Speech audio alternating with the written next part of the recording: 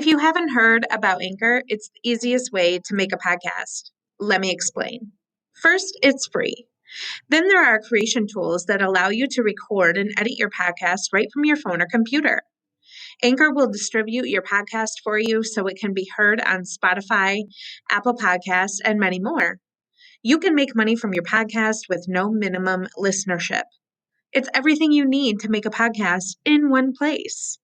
Download the free Anchor app or go to anchor.fm to get started.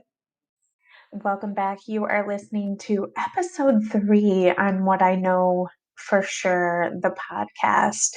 I'm your host, Callie, and today we are just going to jump right into it. Let's talk about the word busy. We all use it, especially when we feel the need to justify how much we have on our plate.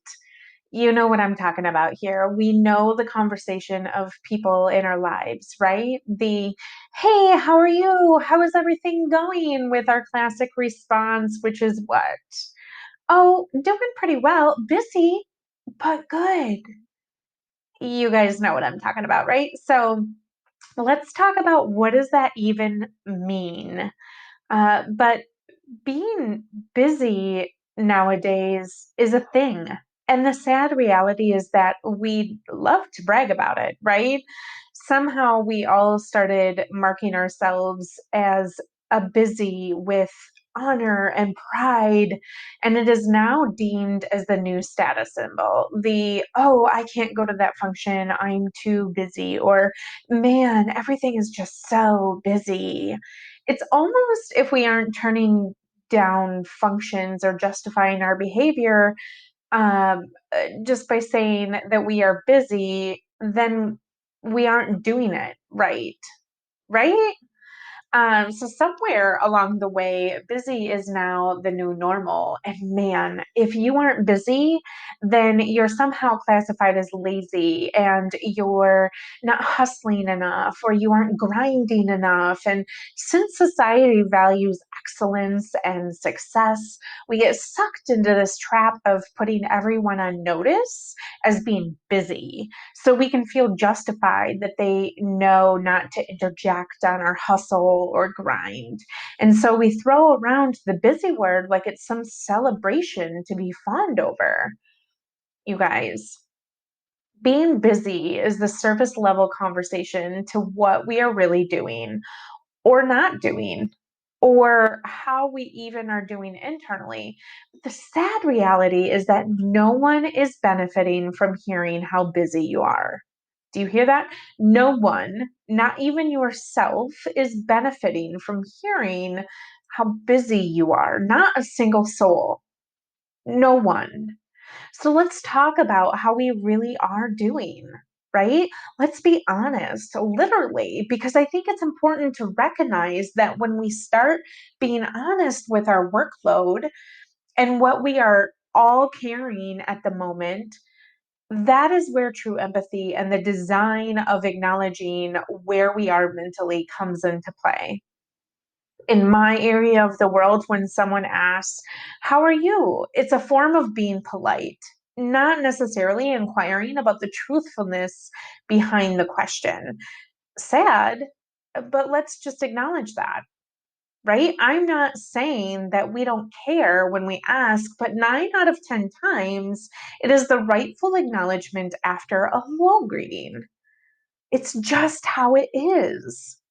When we always stick to the small talk, which in all honesty, how society has arrived to like this hustle culture, but because as long as you tell everyone that you are fine and it looks like it's fine from the outside, that you are a total badass. But what's happening is while you're doing that, you're suffering in silence to just figure it out. No one will ever know, and you will look successful. Isn't that what we all do? We will have to look like we have it all together and that we are some superhero. But a superhero of what? What are you a superhero of? Burnout? Stress? Suffering? Alienation? What are you the actual superhero of? And what if the next time someone says, "Hey, Callie, how are you doing?" I respond with, "I'm overwhelmed. Life is moving too quickly for me to catch up, and I'm very stressed." Could you imagine? I'm sure the eyes, wide open face, and the mouth of that person not knowing what to say next would be a little off putting. But isn't that what we should be saying when we actually say, "Oh, I'm busy"? Because being busy is a compilation of all of those things. Busy is not associated with positive thoughts 90% of the time. Busy is not associated with productivity or being active. Truly, with what the definitions of those words are. What we are really saying when we say the word busy is that we are drowning and we are masking it so that there is no pity, shame, or that we aren't looked down upon because we simply aren't doing enough. But you know what? The hustle culture, the busy culture are not a measurement of life. They are not the measure of how loved your children or spouse are, how full your life is with non material things, but with love and kindness. It's not the measure of who you are as a person. Someone can be just as productive doing their work 10 or 20 hours a week as to someone who is working 40 hours a week. How we prioritize what we keep to complete in our life, in our own time, and how we want, that's what matters. I've never seen an award show ever honor someone because they worked 70 hours a week and are burned out, right? Like, has anybody? I mean, you can raise your hand. I'm not going to see it, but I can guarantee that your hand is not raised because when they show up accomplished, right? And I've seen them honor them for specific things that they've accomplished with the help of other people. That's the key. And that's the other thing, right? Life at any capacity takes a village. It takes people you surround yourself with to rally you and help you. Because no one, not even the most successful person in this world, reaches the top. And I'm putting that in air quotes, the top, by themselves. They utilize the delegation, asking for help, and sometimes just putting people on notice of the things they need in order to accomplish whatever it is that their goal is. And sometimes, right, this looks like getting a housekeeper, hiring a lawn service or snow removal, hiring a babysitter to come 2 afternoons so you can escape, setting boundaries for your family and friends when they ask if you can do something for them. Let me remind you and actually tell you about the power of no. Yes, it's probably going to be met with like some resistance, but after a while, they will adhere to the boundaries that you have set. But, friend, the most important thing is that you have to stop doing it all. You have to. You have to start delegating even the most simple things in your life so that you can show up without burnout, without resentment, and the fear that you aren't doing enough. Being busy doesn't define you, it doesn't increase your intelligence or portray your ambition. What it does is it molds you into the same black hole that everyone else who uses that excuse or that word to justify how much they have been doing in their life. Life is not a competition of who can fit in the most in their 24 hours they've been gifted, but rather life is about using that time that you don't have to be productive and be intentional about what matters. Notice I didn't use busy there. Tomorrow isn't promised. Heck, not even the next minute we have is promised. So tell me, why are we spending our days filling it with things that we shouldn't be? Just so we can say that we're busy? So, what is it then that we do instead? Well, here I am. If you need someone to give you permission to delegate things on your list or use the auto ship or subscription function on Amazon, if you don't know how to work that, oh my gosh, please let me know. I am happy to show you. even for your household essentials. Here I am telling you, commanding you, the grocery pickup, the grocery delivery, all of the things. Do those things. Start writing down and making a plan for all of the little things you do throughout your day that you can offload, streamline, and create a better process for. Time track your day, right? Color code it. It really affords you the time to look at your day and go, oh my gosh, I am spending way too much time in the other area, or I am not spending enough time in this area. Truly, Google Calendar has lots of coloring options available. Please use it. But after that happens, the next time someone asks you to do something that you can't fit in or simply don't want to, there is a polite way to say no. And that is, thank you for thinking of me, but I'm going to have to pass. Yeah, you didn't hear anything after that because that's it. You don't need to explain yourself. That's a whole other topic for a whole other day. But also, this notion that we have to explain ourselves to people and justify why we're telling them something, or just be honest and say, I'm overwhelmed right now. I appreciate you thinking of me.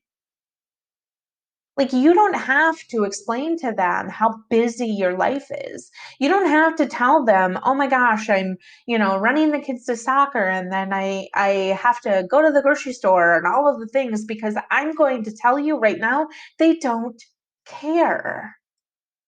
And they aren't coming to save you. They will come to save you if you ask them for help. Absolutely. But again, here's this pride thing, right? We also need to get over the functionality of not asking for help. Like, why is that not a thing?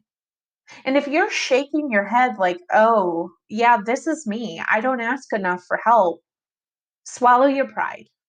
Swallow it. Call up your aunt, call up your friend, call up your neighbor, whoever you know has offered, hey, if you ever need anything, let me know. Hold that to them, right? Because I've seen it in grief situations where, and we're going to go down this dark hole for a minute, when my dad died, if you ever need anything, let me know.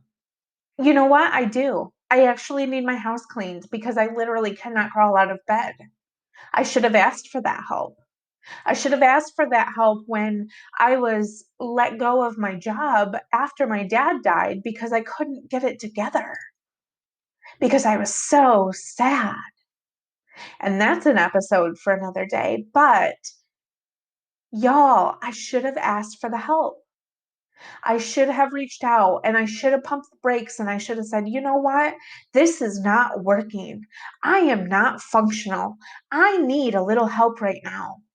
But I was too set on being busy to drown out the feelings, to push everything on the back burner, where I thought, I'll just deal with it later because life is happening right now and I need to deal with that right now. And you know what? Your emotions don't wait. They really don't. Because overall, the inner work must be done to release this reasoning within yourself that you think that you need to be always busy doing something. There's this notion that if we don't embrace the silence, if we don't seek the quiet moments, that we are missing something.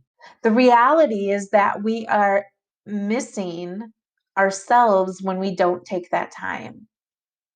We are not allowing ourselves to grow and to find the next steps when we suffocate it with the noise of the day. You must sit in the still and embrace the moment to release the tension, but then also open yourself up to dream of the next possibility. When you are running around and doing the things that minimize your goals, you will find yourself continuing to answer, I'm busy. And if you're going to get busy doing something, get busy living in your purpose. Get busy designing your life to propel your dreams forward. But really, at the heart of this, be honest about the actual work that you are doing for yourself, or if you have a business, for your business. If the busy work isn't intentional work, do the intentional work first. Set aside the busy things that keep you unmotivated and unfocused to the actual intentional work that you need to be doing.